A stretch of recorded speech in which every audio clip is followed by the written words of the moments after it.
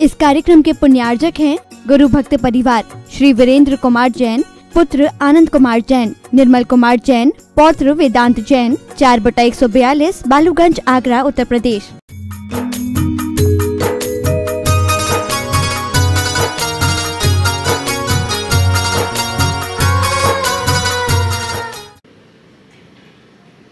खिचड़ी मिली है, वो भी थोड़ी सी और नीचे से जली भी। आप क्या करोगे? खाओगे कि भूखे रहना पसंद करोगे? हाँ, माता जी बोल रही प्रेम से स्वीकार लेंगे। स्वीकार कर लोगे? करोगे? क्यों किया स्वीकार? हाँ, क्यों किया स्वीकार? भैया, यहाँ जो मिल जाए वही ठीक है। अब हमारे भाग्य में यही बदा है, जो मिल जाए सो ठीक है। आपने उसे स्वीकार लिया। क्यों स्वीकारा? क्यों स्वीकारा? परिस्थितियां ऐसी, अब यहां मेरा कोई जोर नहीं है, जो मिले वो मुझे लेना है। इसी तरह जीवन में जब कुछ भी कुछ अघट घटे, उसे इस भाव से स्वीकार लो कि चलो भाई, अब जो हो जाए सो है। सहो स्वीकारो, जो हो जैसा हो उसको सहो। और सहने में दो तरह, सहना तो पड़ता ही है। इच्छा पूर्वक सहो, मन मार के सहो। सहना तो पड़ेगा। सपोज आपको बुखार आ जाए, क्या करोगे?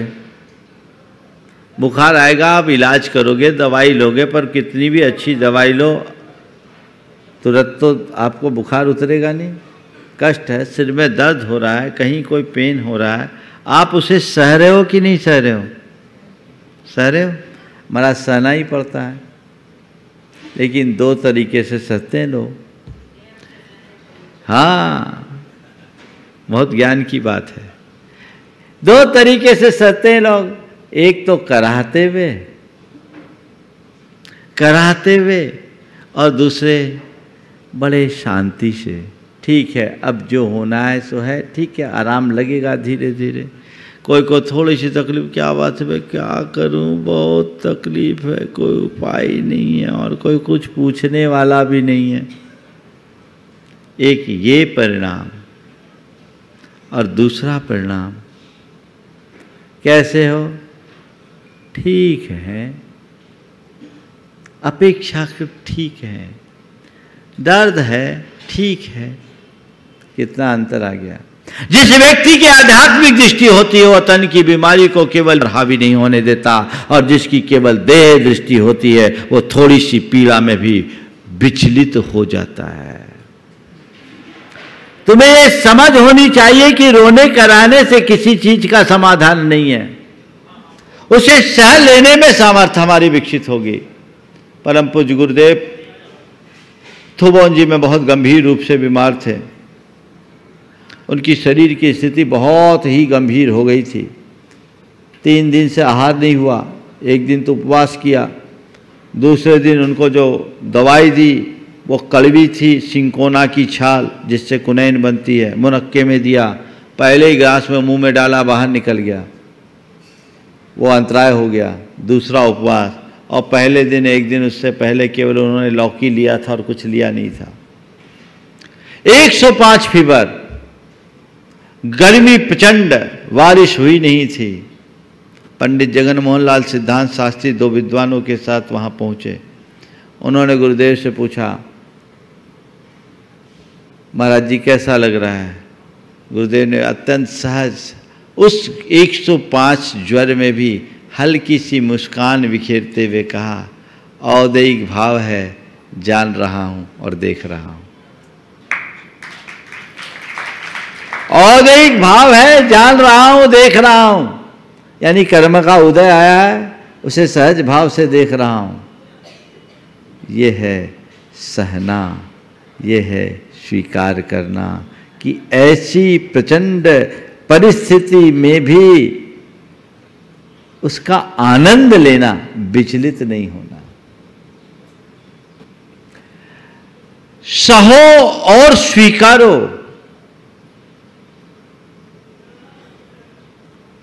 कोई भी शारीरिक पीड़ा हो, उसकी एक दवाई मैं देता हूं, आप लोग ले लो। एक खुराक खानी पड़ेगी, दोबारा खाने की जरूरत नहीं पड़ेगी। रामबाण औषधि है, बता दूं। कोई भी बीमारी हो, उस बीमारी के लक्षण प्रकट होते ही एक खुराक खा लो, खाते ही आराम। उसका नाम है संतोष बटी। संतोष बटी खाइए, तत्काल आराम पाइए। एक बटी, एक हमेशा अपने पास, आजकल जितने कार्डिक पेशेंट होते हैं अपने साथ सोब्रिटेट रखते हैं, कहीं कुछ ना आ जाए तो भाई दबा के रखना पड़ेगा, सब लोग रखते हैं। मैं कहता हूँ वो आपकी काम करे न करे मुझे नहीं मालूम, करती भी होगी और रखो, उससे मुझे कोई एतराज नहीं, लेकिन एक पुड़िया, एक खुराक आप संतोष बटी के साथ अपने साथ जरूर रखो। अगर ये रखोगे तो आप तत्काल आराम पाओगे। घन नहीं, संतोष बटी सीधी सीधी है, घन करने की जरूरत नहीं है, वो तो जीवन का धन है। आगे, लेकिन मैं एक चीज और महसूस करता हूं, शारीरिक पीड़ाओं को लोग सहने में फिर भी समर्थ होते हैं, पर मानसिक स्ट्रेस को लोग सह नहीं पाते। शरीर के दुख को सह लेते हैं, पर किसी के दुर्वचन को नहीं सह पाते, किसी के दुर्व्यवहार को नहीं सह पाते, जीवन में घटित कुछ दुष्प्रसंग को नहीं सह पाते। दुख, दुर्वचन, दुर्व्यवहार और दुष्प्रसंग सबको सहना है। दुख को सहो, दुर्वचन को सहो, दुर्व्यवहार को सहो, दुष्प्रसंग को सहो। क्या मान करके सहो? ये सब मेरे आत्मा से पृथक है, इनका मेरी आत्मा से कोई संबंध नहीं है। ये मुझसे भिन्न है, पर द्रव्य है और कर्मजन्य संयोग से उत्पन्न है, कर्म निमित्तक है। बस इतनी सी समझ आ जाए तो जीवन निहाल हो जाए। लेकिन वहीं लोग कम ध्यान दे पाते हैं, चीजों को पकड़ करके बैठ जाते हैं। हम जब ब्रह्मचारी थे, आहार जी की बात है, एक बार एक साथी ने हमारे किसी साथी को कुछ बोल दिया, वो उसको चुभ गया और ऐसा बोला जो उसे नहीं बोलना चाहिए। और हमें कभी भी दूसरों को संतप्त करने वाले वचनों का प्रयोग नहीं करना चाहिए, बोल दिया। अब गुरुदेव तो गुरुदेव है, वो चला गया बिल्कुल दुखी होकर गुरु चरणों में। और उस समय हम लोगों को द्रव्य संग्रह पढ़ा रहे थे, गुरुदेव द्रव्य संग्रह पढ़ा रहे थे, तो ज्ञान देने की उनकी अपनी कला है। बोले कल क्या पढ़ा था? बोले पुद्गल की पर्याय पढ़ी थी। बोले क्या है गाथा? बोले सद्दो बंदो सुमो थूलो संथान भेद समझाया, उज्जो दादव सैया पुगल दब्बस पच जाया। बोले क्या है? क्या बोला उसने? शब्द बोला, ऐसे शब्द बोले। शब्द क्या है? बोले पुद्गल की पर्याय है। बोले पकड़ क्यों रहे हो? शब्द क्या है? पुद्गल की पर्याय, पकड़ क्यों रहे हो? उसे छोड़ो, झटक दो। बस सहन करने के लिए, स्वीकार करने के लिए हमें अपने आप को भीतर से तैयार करना होगा, और उसका आधार केवल और केवल आत्मज्ञान है, तत्व ज्ञान है, भेद विज्ञान है, उसमें ही कल्याण है। वो अपने अंतरंग में विकसित कीजिए, देखिए जीवन का क्या मजा होता है। तो आप मुनियों की वंदना करते हो, मुनियों की पूजा करते हो, मुनियों की आराधना करते हो, तो कम से कम उनके संपर्क में आकर इतना तो करो कि बहुत बड़े बड़े कष्ट मैं नहीं सहूं। आपको भूख सहने के लिए मैं नहीं कहता, आपको प्यास सहने के लिए मैं नहीं कहता, आपको शीत कहने के लिए मैं नहीं कहता, आपको गर्मी सहने के लिए मैं नहीं कहता, पर मैं इतना ही कहता हूँ, घर परिवार में जो थोड़ी बहुत हो रही है उठक पटक खटपट, उसको सहने की सामर्थ्य तो अपने भीतर विकसित कर सकते हो। कल शाम के शंका समाधान में मैंने एक बात कही थी, लोग कहे कि घर में रहते हुए संवर निर्जरा कैसे करें। मैंने कहा मुनियों से ज़्यादा संवर निर्जरा तुम कर सकते हो, तुम्हारे पास निमित्त ज़्यादा है। अभी पुनः दोहरा रहा हूँ, मुनियों से ज्यादा संवर निर्जरा के निमित्त तुम्हारे पास है, अवसर है। संवर निर्जरा का मूल आधार समता है। हम मुनियों के लिए तो केवल 22 परिचय हैं, हम सहते हैं, हमारा संवर और हमारी निर्जरा होती है। तुम्हारे लिए हर कदम पर प्रतिकूलताएं हैं, उनको सहज भाव से स्वीकार कर लो। केवल संवर और निर्जरा है,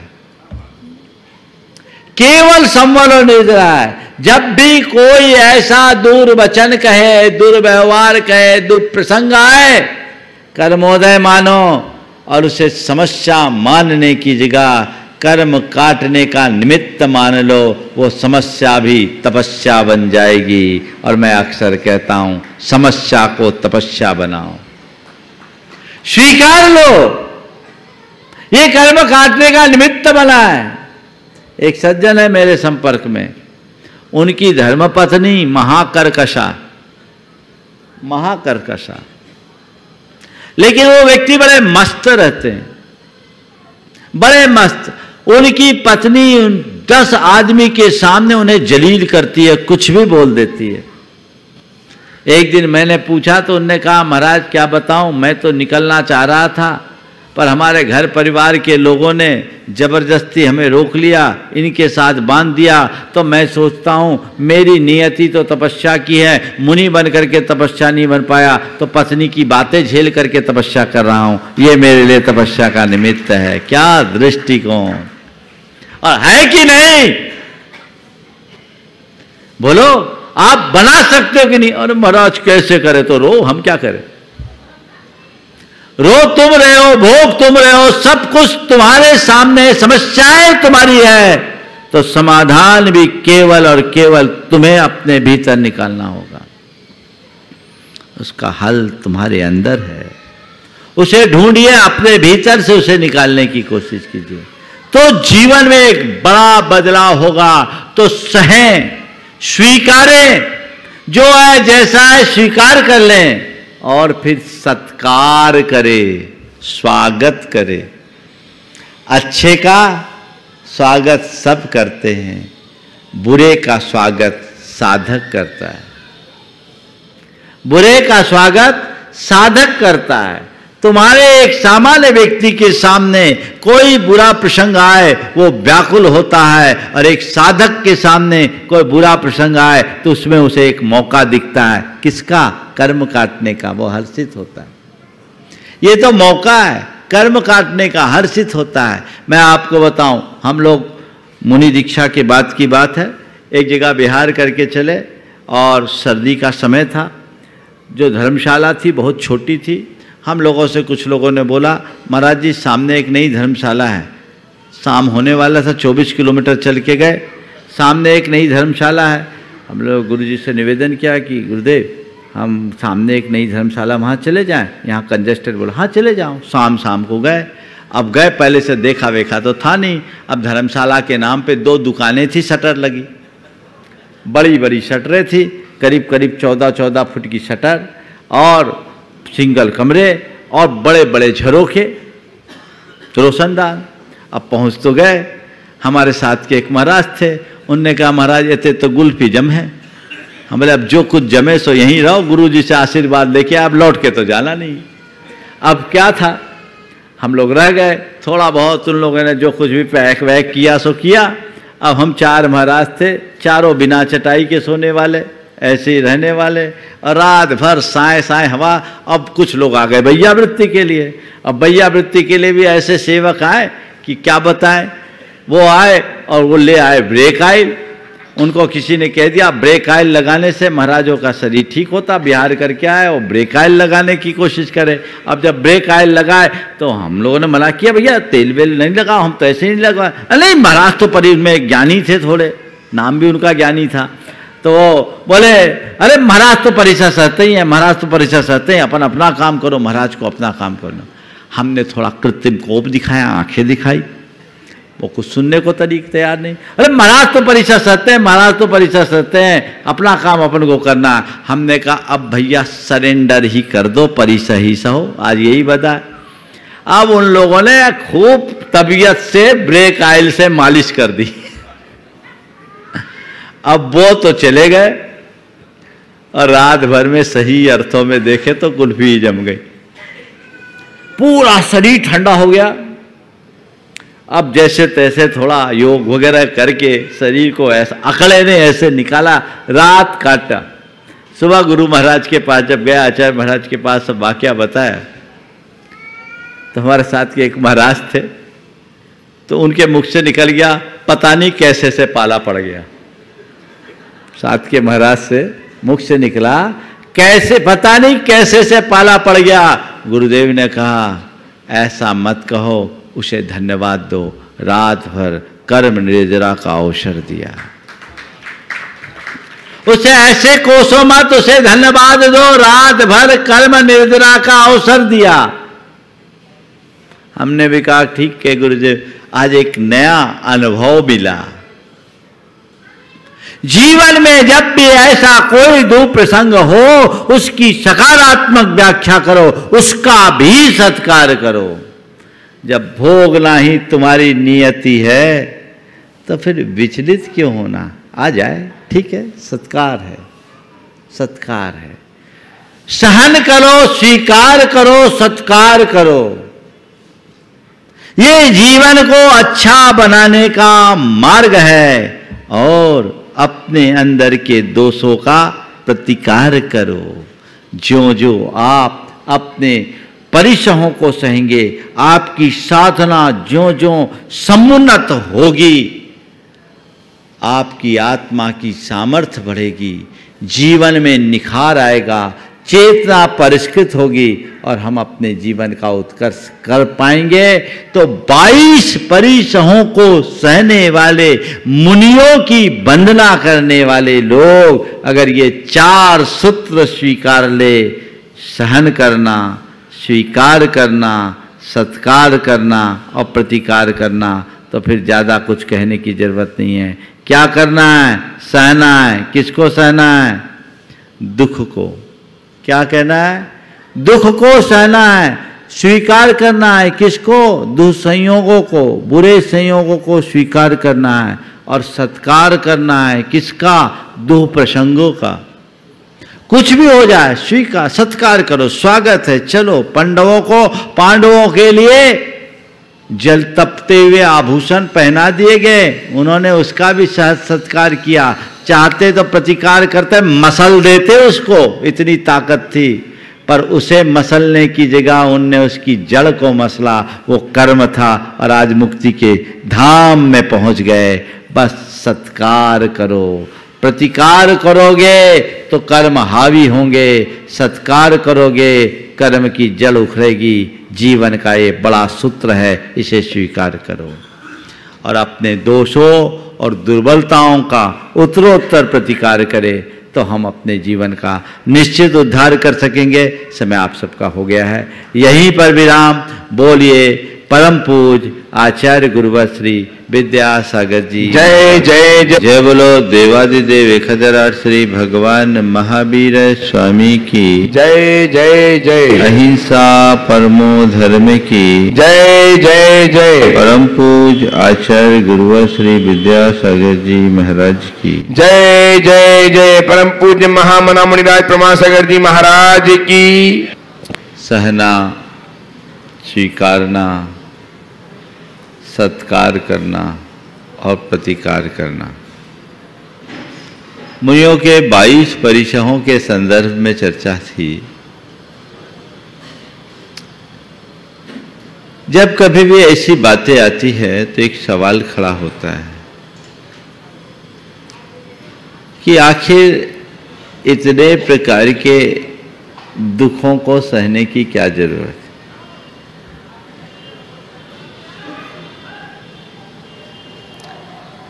हम इतना दुख है, इतना कष्ट क्यों सहते हैं?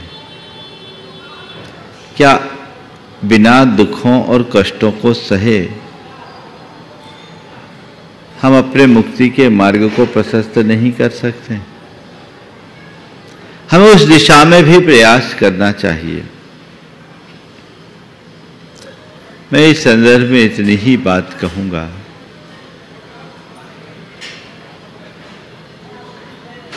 कि दूध को तपाने के लिए बर्तन को तो तपाना ही पड़ता है।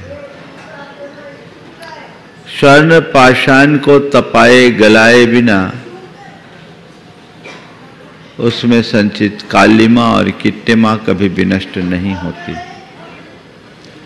जीवन के निखार और परिष्कार के लिए हमें कष्टों को सहना ही पड़ता है।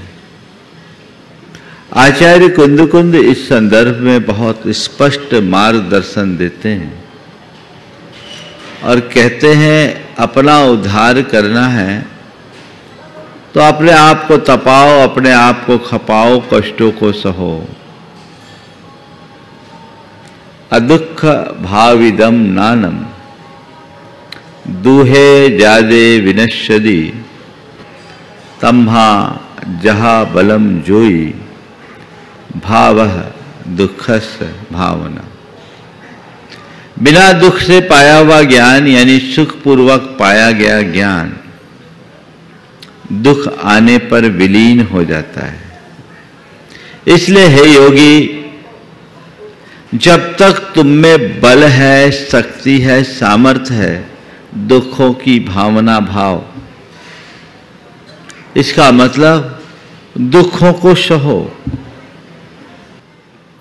तुम जितना सहोगे उतना समर्थ बनोगे। और चार बातें, दुख सहना, भोगना, देना, दूर करना। दुख को सहना, दुख को भोगना, दुख देना और दुख दूर करना, ये चार स्थितियां दुख से जुड़ी हुई है। ज्यादातर लोग दुख भोगते हैं कि नहीं? महाराज भोगते क्या, भोग ही रहे हैं। थोड़ी बहुत अनुकूलताएं, सुविधाएं होती है तो मनुष्य अपने दुखों को भूल जाता है। यदि गहराई से देखा जाए तो मनुष्य का जन्म ही दुखों से होता है कि नहीं होता है? प्रसव की पीड़ा को पार करके ही हम जन्म लेते हैं और प्रसूति तो बाद में होती है। मां के पेट में ही हमें अंग को संकुचित करके रहना पड़ता है। दुख से तो हमारे जीवन का निर्माण हुआ, लेकिन मनुष्य उसे पल में भूल जाता है और थोड़ी बहुत अनुकूलताएं आती है तो उसमें इतना मगन और मदहोश हो जाता है कि बाकी बातों का उसे कुछ भान ही नहीं होता। और फिर ऐसी स्थिति में यदि कदाचित थोड़ा बहुत दुख आ जाए तो वो उसके लिए बड़ा दूभर होता है। जिन लोगों के जीवन में प्रारंभ से संघर्ष होता है, जिन लोगों को कठिनाइयों और मुश्किलों का सामना करना पड़ता है, उनके सामने यदि दुख आते हैं तो कोई फर्क नहीं पड़ता। जो रोज बीमार है, जिसको अक्सर बुखार होता है, उसे थोड़ा बुखार आ भी जाए तो वो कहेगा भैया ये तो मेरे रोज का काम है। लेकिन स्वस्थ रहने वाले व्यक्ति को हल्का सा सिर दर्द भी हो जाए तो बेचैनी होती है। जिसका जीवन दुखों से गुजरा है, दुखों को जो भोग रहा है, उसके जीवन में दुख ज्यादा भारी नहीं पड़ते। लेकिन जो अनुकूलताओं में जीने का आदी और अभ्यासी है, उसके सामने आया हुआ छोटा सा दुख भी उसे विचलित कर देता है। आपने विचार किया, डिप्रेशन में कौन आता है? पढ़े लिखे लोग या अनपढ़ गंवार, पैसे वाले लोग या गरीब मजदूर, उच्च तबके के लोग या जिन्हें आप निम्न तबका का मानते हो वो? मेरिट में आने वाला या 30 नंबर से पास होने वाला? क्या हुआ? किसको डिप्रेशन है? बात समझ रहे हैं? सब उच्च श्रेणी के लोग ही अवसाद से ग्रसित होते हैं, डिप्रेशन के शिकार होते हैं। क्यों? क्योंकि उन्हें नीचे की स्थिति में रहने का अभ्यास नहीं है। जो हमेशा शिखर पर रहता है उसे सतह में रहने का आभास नहीं होता, और जब कभी ऐसी परिस्थितियां उसके सामने आती है वो अंदर से टूट जाता है।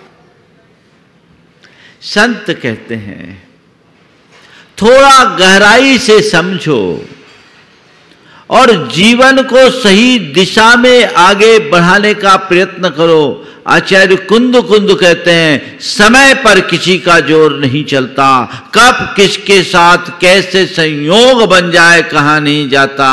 इसलिए क्या करो? दुखों को सहो, पर दुखों को सहने में तुम तभी समर्थ हो पाओगे जब सुख की घड़ी में भी दुखों के सहने का अभ्यास बनाओगे।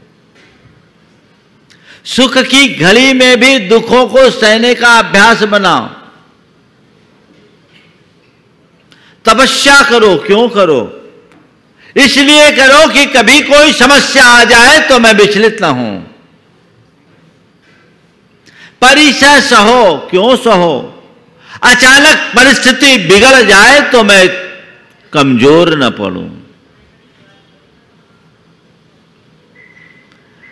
देखते हैं युद्ध तो यदा कदा होते हैं, पर युद्धाभ्यास नित्य जारी होता है। युद्ध छिड़ने पर तुम क्या करोगे? अगर युद्धाभ्यास अच्छा होगा तभी अचानक छिड़े हुए युद्ध में तुम विजय पा सकोगे। यदि युद्धाभ्यास नहीं है और युद्ध छिड़ जाए तो तुम्हारी हालत खस्ता होनी है, इसमें कोई संशय नहीं है।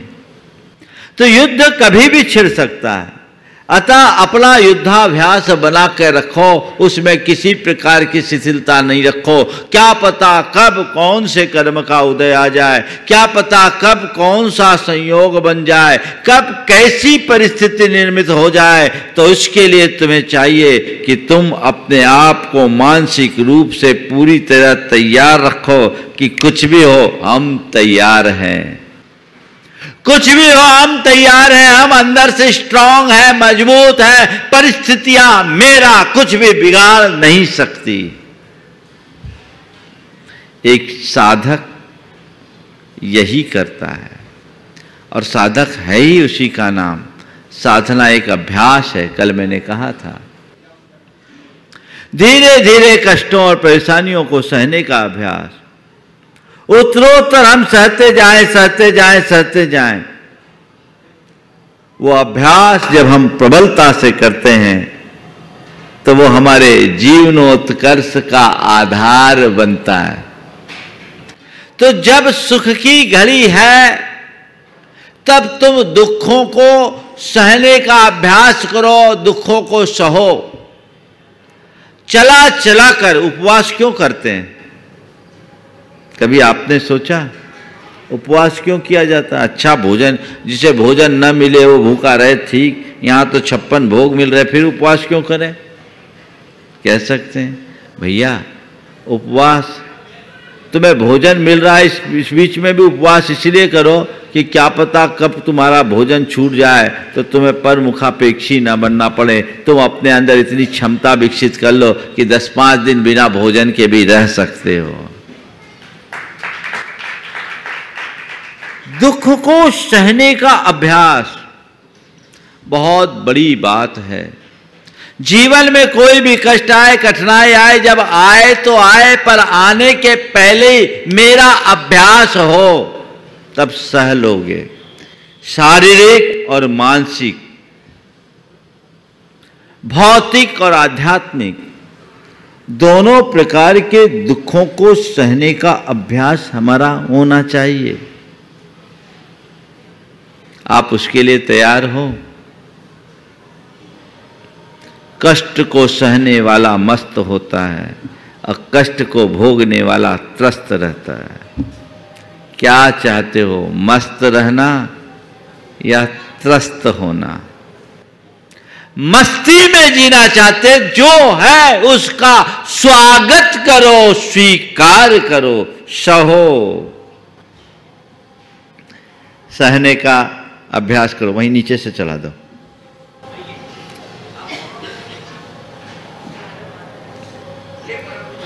ओम, ठीक है।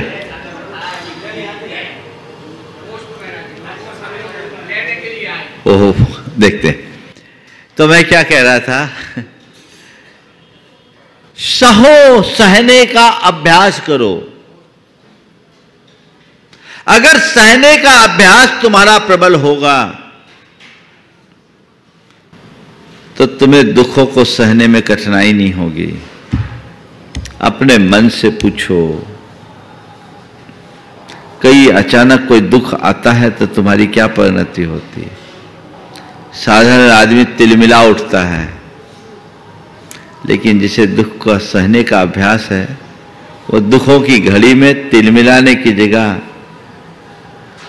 उसे एक अवसर के रूप में देखता है कि चलो एक मौका मिल गया मुझे, मेरे लिए तपस्या का। उसे पता है बादल आए छटेंगे। आत्मा के सूरज का दुख के बादल कुछ भी बिगाड़ नहीं कर पाते। आते हैं, छाते हैं, लेकिन ज्ञान की हवा चलती है, सब छट जाते हैं। दुखों के बादल आएंगे, छाएंगे, तुम्हारे ताप और तेज को प्रभावित करेंगे,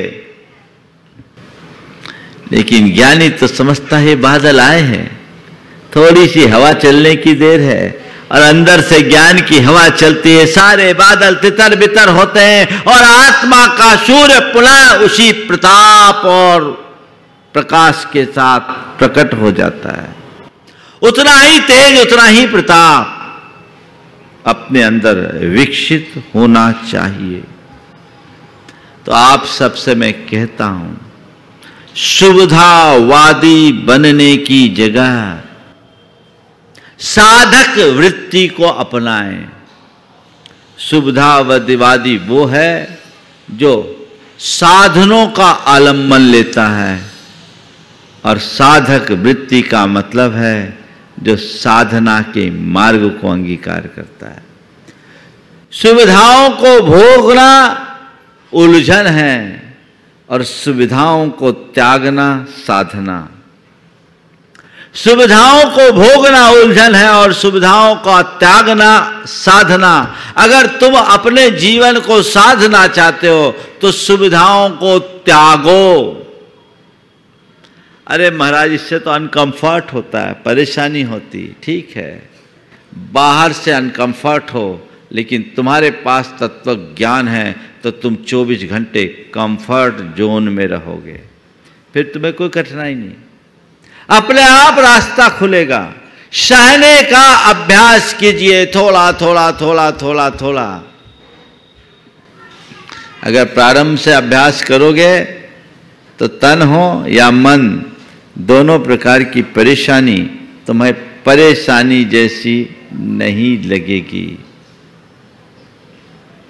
मेरे संपर्क में ऐसे अनेक लोग हैं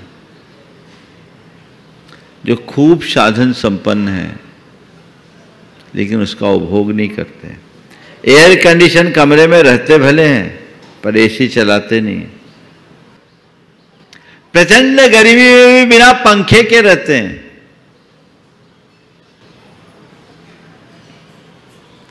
एक सज्जन के बारे में जब मुझे बताया, खाटी करोड़पति व्यक्ति, बोले महाराज जी ये कुछ नहीं करते, पंखे भी नहीं चलाते, ऐसे ही रहते हैं। मैंने उसकी तरफ देखा तो उसने कहा, जो बात कही वो बात सबको ध्यान देने योग्य है। उन्होंने कहा कि महाराज जी मैं ये सोचता हूँ आप मुनिजन भी तो ऐसे ही रहते हैं, मैं भी तो रह करके देखूं। आप तो 24 घंटे में एक बार भोजन करके इतनी गर्मी सर्दी बहते पे सहते हो, हम तो दिन भर खाते पीते रहते हैं, थोड़ी सी सर्दी गर्मी सहने में क्या कठिनाई है। और महाराज हम जब ऐसा करते हैं तब हमें आभास होता है हम क्या कर सकते हैं। आप लोग गीत गाते हैं, दुख से घबराओ नहीं मेरे भाई, दुख ही तो जीवन का अंदाज है, श्रृंगार है। तो दुख से कौन घबराता है? जो दुख को सह नहीं पाता है। एक बात और ध्यान रखना, दुख को से घबराने से दुख दूभर होता है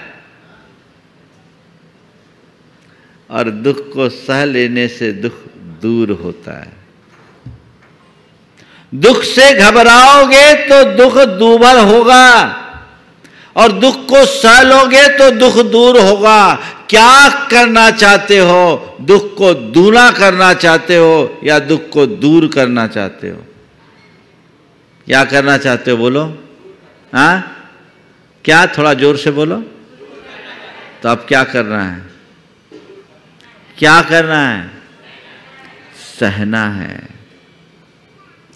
किसी भी प्रकार का दुख हो, कोई शारीरिक कष्ट हो, कोई विपत्ति हो, कोई दुर्प्रसंग हो, कोई दुर्वचन हो, कोई दुर्व्यवहार हो, सह लो।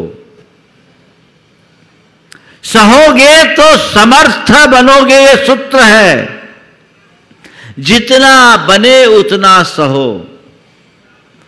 महाराज जी फिर क्या कोई बीमारी हो जाए तो इलाज नहीं कराओ? मैं ये नहीं कहता कि इलाज मत कराओ, इलाज कराओ।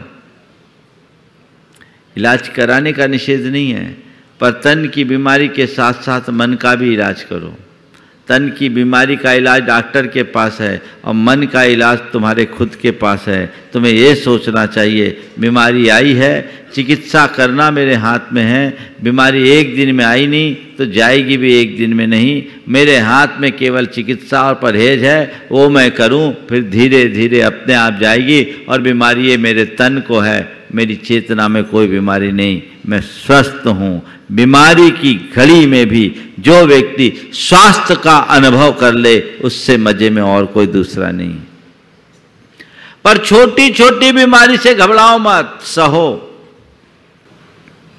हमने सुना है पुराने जमाने में राजा महाराजाओं को भोजन में हल्का हल्का विष दिया जाता था। सम्राट चंद्रगुप्त मौर्य के विषय में कहते हैं कि चंद्रगुप्त मौर्य के भोजन में चाणक्य ने ऐसी व्यवस्था कर रखी थी कि थोड़ा थोड़ा विष मिलाते थे। एक बार उनकी रानी ने उनका एक भोजन कर लिया, उस समय वो गर्भवती थी, उसमें हल्का सा विष था, एक ग्रास भर खाया। बाद में उनकी जो संतान उत्पन्न हुई उसके माथे पे एक तिल का निशान बन गया और वो जन्मांत हुआ, उसका नाम था बिंदुसार। एक बिंदु बना उस भोजन को करने के कारण। ये इतिहास की घटनाएं हैं। क्यों कराया जाता था? विष क्यों दिया जाता था? इसलिए कि पुराने जमाने में राजा महाराजाओं की हत्या के लिए कई तरह के कुचक्र रचे जाते थे। उसमें विष कन्याओं का भी प्रयोग होता था। विष कन्या के विषय में ऐसा कहते हैं कि जिनके संपर्क में आने वाला मर जाए। तो चाणक्य जैसे महामनीषियों ने यह व्यवस्था की कि इसको अभी थोड़ा थोड़ा जहर देते रहो ताकि ये शरीर जहर खाने में समर्थ हो जाए, जहर को झेलने में समर्थ हो जाए और कोई विष कन्या भी इससे लिपट जाए तो इसका बाल बांका ना हो। ये एक दृष्टिकोण होता था। तो मुझे नहीं मालूम वो विष कन्या होती है या नहीं, पर परिस्थिति की विषकन्या है। परिस्थिति की विषकन्या तुमसे कभी भी लिपट सकती है, चिपट सकती है, और परिस्थिति की वह विषकन्या तुमसे लिपट कर, तुमसे चिपट कर तुम्हारा विनाश करे, उससे पहले उस विष को सहने की सामर्थ्य अपने अंदर विकसित कर लो। थोड़ा थोड़ा परिस्थितियों को अपनी तरफ से तैयार करके सहो। एक होता उपसर्ग, एक होता है परिसर। उपसर्ग अचानक आते हैं, लेकिन मुनियों को कहा देख तेरे जीवन में कभी भी कोई उपसर्ग आ सकता है, इसलिए परिसरों को सहने का अभ्यास रख। तू परिसरों को सहेगा, परिसर चलाकर सहे जाते हैं। हाँ, अच्छे से कोई ऐसी विषम स्थिति आए उससे पहले ही तैयार हो जा। जाओ, धूप निकली है, चट्टान पर सूरज की तरफ मुंह करके बैठ जाओ। कड़कड़ाते की ठंड पड़ रही है, कोई बात नहीं, खुले चौपाल में जाकर के बैठ जाओ, रात बिता लो। ये परिसर सहने का अभ्यास है। इसको सहते रहोगे तो अचानक आने वाली बड़ी बड़ी मुश्किल को भी तुम सहने में समर्थ हो जाओगे। तो जैसे वो विष कन्या के प्रकोप से बचने के लिए राजाओं को थोड़ा थोड़ा विष दिया जाता है, वैसे ही परिस्थिति की विष कन्या से अप्रभावित रहने के लिए संत भी अपनी साधना में थोड़ा थोड़ा कष्टों का विषपान करते हैं। और हम तो यही जानते हैं, जो जिसने विष पिया वह शंकर बनता है। शंकर बनना है तो विषपान करने के लिए तैयार होना होगा, है ना। ये दृष्टि हो तो अदुख भाविदम नानम दुखे जादे विनश्यति, दुहे जादे विनश्यति। बिना दुख से प्राप्त किया ज्ञान, सुखपूर्वक प्राप्त किया ज्ञान दुख आने पर विनष्ट हो जाता है। इसलिए योगी तम्मा जहा बलम जोगी भाव दुखस भावना, तुम दुख को सहने का अभ्यास बना के रखो। दुखों को सहो, उसमें दुख हल्का होगा। मैं आपसे एक सवाल करता हूं, किसी ने आपको कुछ असंगत बोला, आपको दुख होता है? दुख होता है। बात चुभती है। अब आप क्या करते हैं? महाराज उसने एक बोला, हम 4 सुनाते हैं। अब 4 सुना देने के बाद क्या आपका दुख दूर हो जाता है? नहीं महाराज, फिर वो झगड़ा बढ़ जाता है। झगड़ा बढ़ने में आनंद आता है? बोले आनंद नहीं आता, दुख और बढ़ जाता है ना। तो क्या किया? यदि तुमसे किसी ने कुछ बोला और बोल करके तुमने उसका प्रतिकार किया, महाभारत खड़ा किया, ये अनुभव तो तुम सबको रोज है। क्या कल से ऐसा अनुभव कर सकते? कल से क्या आज से ही कि हमें कुछ कोई बोले हम उसे नज़रअंदाज कर दें तो मामला वहीं ख़त्म होगा कि नहीं होगा? बोलो, मामला ख़त्म होगा कि नहीं होगा? आप लोग क्या करना चाहते हो? मामला को खींचना चाहते हो कि ख़त्म करना चाहते हो? हाँ, ख़त्म करना चाहते हो। पर ये बताओ, ख़त्म करते हो कि खींचते हो? बोलो। हमारे सामने तो सब ज्ञान भरी बातें करते हैं।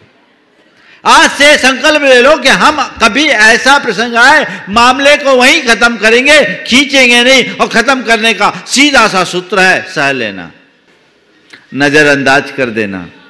बहुत लोग करते हैं ऐसे, जो करते हैं वो मजे में रहते हैं और जो नहीं कर पाते उनकी हालत तो आप सबको पता है। एक बार एक संकट समाधान में एक प्रश्न किया गया। उन दिनों प्रश्न ऐसा होता था, लाइव नहीं चलता था, लोग पर्चियाँ लिख के देते थे। एक बहन जी ने लिखा कि महाराज जी वो रोज़ ऑफिस से आते हैं और हमसे 2-4 बातें कह देते हैं, और पहले तो मैं चुपचाप सह लेती थी, लेकिन अब मुझसे भी रहा नहीं जाता, मैं भी उनसे बोल देती हूँ। कहाँ तक सहन करूँ महाराज जी? आखिर ऐसा क्या मेरा ऐसा करना ठीक है? मैंने उनसे पूछा, ये बताओ, जब आप सह लेती थी तब क्या होता था, और जब आप जवाब देने लगी तब क्या होता है? बोले महाराज मैं चुपचाप सह लेती थी, वो अपना गुबार निकाल कर अपना फ्रस्ट्रेशन ख़त्म करते थे, मामला वहीं ठंडा हो जाता था। और जब से मैं बोलने लगी तो रात भर शीत युद्ध चलता है, उनका मुँह उधर और मेरा मुँह उधर। तो भाई सब तो तुम्हारे सामने है। किसी भी प्रकार का दुख हो यथा संभव सहो, जितना जिसका प्रतिकार शक्ति हो उसका प्रतिकार भी करो। तुम्हारे लिए अर्थाभाव का दुख है तो तुम गरीबी में ही जीने का अभ्यासी मत बनो। अर्थाभाव है कोई बात नहीं, अर्थाभाव में भी तुम चाहो तो अपने आप को दुख से बचा सकते हो। अर्थ संपन्नता के लिए प्रयास करो, कहीं से भी अर्थार्जन का पुरुषार्थ करो और वो सही रीति से करो। धीरे धीरे आज नहीं कल होगा, मन में धैर्य रखो। लेकिन कितना भी अर्थाभाव हो, अपने जीवन को अपने आय के अनुरूप समेट लो तो तुम्हें तकलीफ नहीं होगी। अपनी इच्छाओं को सीमित कर लो तो तुम्हें तकलीफ नहीं होगी। मेरे पास 4 पैसे हैं, मैं 4 पैसे में अपना जीवन जी सकता हूँ, हमें किसी के 4 करोड़ से कोई लेना देना नहीं है। ये दृष्टि बनाओ। जो शक्य है उसका अनुष्ठान करो, उसके लिए प्रयास करो, पर परेशान बिल्कुल मत हो। तो पहली बात, दुख को सहना। सह लोगे दुख दूर होगा। और आप लोग सहते नहीं हैं, दुख को दूर करने की कोशिश करते हो तो क्या होता है? दुख दूभर होता है, दुख भोगना पड़ता है। भोग रहे हो कि नहीं? हाँ, सहने में और भोगने में अंतर पता है? हाँ, दुख को सहने में और दुख को भोगने में अंतर मालूम है? महाराज क्या अंतर है? सहना भी एक ही है, भोगना भी एक ही? नहीं, बहुत अंतर है। दुख को सहने का मतलब है दुख की जड़ उखाड़ना, और दुख को भोगने का मतलब है आगामी दुखों का बीज बोना। दुख को सहने का मतलब है दुखों की जड़ उखाड़ फेंकना, और दुख को भोगने का मतलब है नया बीज बोना। जड़ उखाड़ोगे तो दुख की फसल दोबारा नहीं आएगी, और बीज बोओगे तो वही फसल उगते आएगी, वही विषांकुर उगता आएगा। अब तुम क्या करोगे बताओ? अब सहना और भोगने का अंतर मैं बताता हूं। कैसा भी दुख आए उसे कर्मजन संयोग मानकर स्वीकार लो, उसका सामना करो, उसमें सहज बने रहो। ये दुख को सहना है। इससे क्या होगा? तुम्हारे अंदर की क्षमता से नया दुख उत्पन्न नहीं होगा, पुराना दुख झड़ जाएगा। वो तुम्हारे कर्म काटने का निमित्त बनेगा, वो तुम्हारी तपस्या का रूप धरेगा। लेकिन दुख भोगना, जीवन में जब कोई दुख आता है मन विचलित हो जाता है। क्षमता से दुख को सहना दुख सहना है, और विचलित होकर दुख को भोगना दुख भोगना है। जब मन विचलित होता है, चित्त आकुल व्याकुल होता है, अंतर में व्यग्रता और बेचैनी उत्पन्न होने लगती है, कोई रास्ता नहीं दिखता, सर्वत्र केवल अंधकार अंधकार अंधकार अंधकार जैसा दिखता है। और उस समय मन में उत्पन्न होने वाले संकल्प विकल्प हमारे लिए नए कर्म बंध का कारण बन जाते हैं। नए नए कर्म बनते हैं, चित्त अवसाद से ग्रसित होता है, डिप्रेशन का शिकार होता है। व्यक्ति की सारी शारीरिक और मानसिक क्षमताएं, आत्मिक शक्तियां कुंठित हो जाती है। बोलो, ऐसा होता है कि नहीं? तो क्या करना है? अभी तक जो किए सो किए, अब क्या करना है? दुख को, जोर से, दुख को भोगना तो नहीं है, दुख सहना और दुख भोगना। मुझे भोगना नहीं है, सहना है बस। और एक बात ये ध्यान रखना, मेरा दुख मुझे सहना है, तुम्हारा दुख तुम्हें सहना है। तुम्हारा दुख मैं नहीं सह सकता, मेरा दुख तुम नहीं सह सकते। तो सहना है, ज्ञानपूर्वक सहना है, तो भोगने जैसा नहीं होगा। और आकुल व्याकुल होकर करेंगे तो भोगना होगा। सहना सरल है, भोगना कठिन। एक अनुभव की बात आप सबसे करता हूं, कितनी भी कष्टमय स्थिति हो, यदि आप उसे स्वीकारते हो तो आपको अच्छा लगता है कि खराब? हाँ, जितने भी एडवेंचरस कार्य करने वाले लोग होते हैं वो कैसे रास्ते पर चलते? सुख के रास्ते पे कि दुख के रास्ते पे? हाँ, दुख के रास्ते पे। हिमालय की चढ़ाई चढ़नी है, बड़ी बड़ी खाइयों में कूदना है, समुद्र के गहराई में जाना है, न जाने कितने कितने के उपक्रम होते हैं उनके, होते हैं। पर वो दुख, उनको दुख नहीं लग रहा है। देखने वाले को कष्ट लग सकता, उनको दुख क्यों नहीं लग रहा है? क्योंकि उनने उसको एक्सेप्ट किया है, चैलेंज ले करके उनने स्वीकार किया कि नहीं, और इसका उनको अभ्यास है, ये उनकी साधना है। इसी प्रकार जो चीज़ें हमारे जीवन में आई है, प्रतिकूल आई है, और हमने उसे स्वीकार लिया, सह लिया, हाँ ठीक है, सब ठीक हो जाएगा, आया है जाएगा, थोड़े देर की बात है, मन विचलित होगा क्या? अरे भैया अब क्या हो गया, चारों तरफ अंधेरा ही अंधेरा, चौतरफा वार, हमें तो कोई रास्ता ही नहीं दिखता, सर्वत्र अंधेरा ही अंधेरा है, अब मैं क्या करूं, कहाँ जाऊं, किससे कहूं, क्या बोलूं? तो क्या होगा? कोई आकर के तुम्हारी समस्या को सोल्व कर देता है तो जाओ बोलो।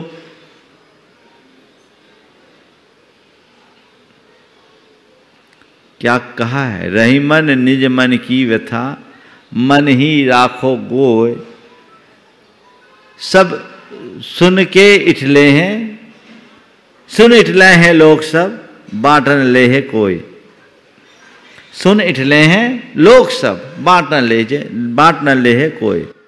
अपने मन की पीड़ा को अपने मन में ही खत्म कर दो।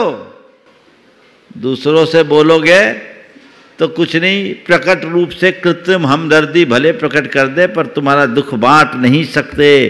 तो तुम्हारा दुख तुम्हारा है, तुम्हें ही सहना है, भोगना नहीं। ये बात अपने मन में बिठा लेना चाहिए। फिर तीसरा है दुख देना, और चौथा दुख दूर करना। दुख मुझे किसी को देना नहीं। कभी अपने जीवन में किसी को दुख मत दो, ये मुझे कभी किसी को दुख नहीं देना, ये संकल्प अपने मन में हो, ये प्रण अपने मन में होना चाहिए। दुख मुझे किसी को नहीं देना, किसी प्रकार का नहीं देना, किंचित भी नहीं देना। दुख सहना है, दुख देना नहीं। दुख सहना है, दुख भोगना नहीं। कब होगा?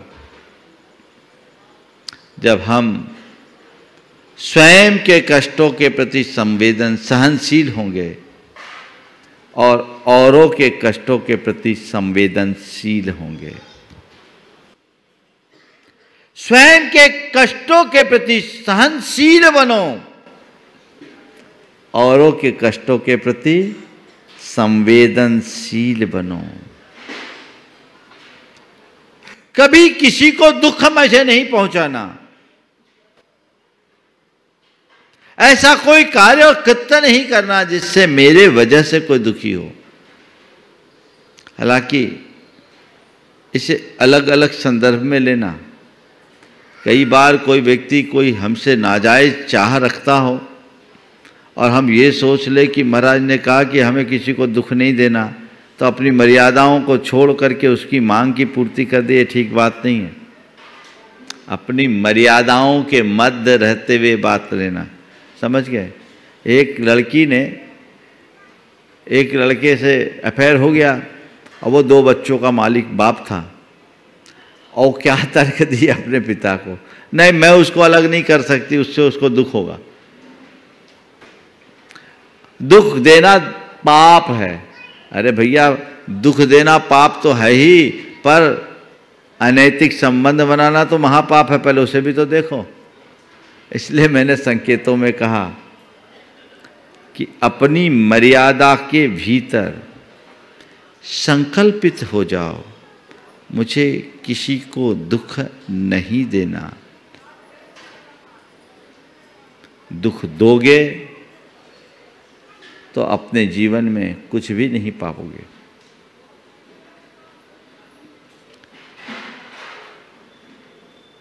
दूसरों को दुख देने वाला राक्षस, दुख को भोगने वाला जानवर, दुख को सहने वाला मनुष्य और सबके दुख दूर करने वाला देवता, क्या बनना चाहते हो? राक्षस से देवता। दुख दोगे तो राक्षसी प्रवृत्ति है, इससे बचो।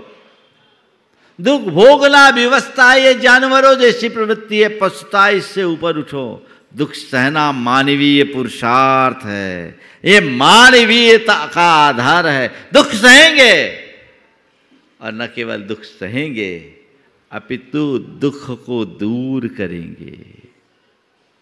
ये देवत्व है। किसी में कितना भी थोड़ा भी कष्ट हो तो उसे दुख दूर करो। जिस व्यक्ति का हृदय जितना संवेदनशील होता है वो उतना ही पर दुख कातर बनता है, और जो व्यक्ति जितना अधिक संवेदन शून्य होता है वो उतना ही औरों को दुख देता है। एक देवता और राक्षस में इतना ही अंतर है। देवता का रोम रोम संवेदनाओं से भरा होता है और राक्षस पूरी तरह संवेदन शून्य होता है। एक का हृदय मक्खन जैसा तो एक का हृदय पत्थर जैसा। तय करो तुम कहाँ हो।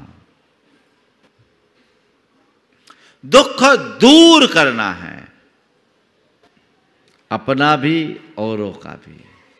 अनुकंपा, सेवा, दया आदि की जितनी भी वृत्ति है वो उस दुख को दूर करने वाली वृत्ति है। उस अनुरूप जब हमारा पुरुषार्थ होता है तो वो हमारे जीवन के लिए एक बड़ी उपलब्धि बनता है। वैसा जीवन में घटना चाहिए, तब हम कुछ पाएंगे। एक बात ध्यान रखना, हमारा जो जीवन है ना नितांत अवैयक्तिक है। दूसरा इसमें निमित्त बन सकता है, पर दूसरा हमारा उद्धार नहीं कर सकता। अपने अच्छे बुरे का भोग हमें खुद को करना है। ये हमारे हाथ में है कि हम उसे किस रूप में ले पाते हैं।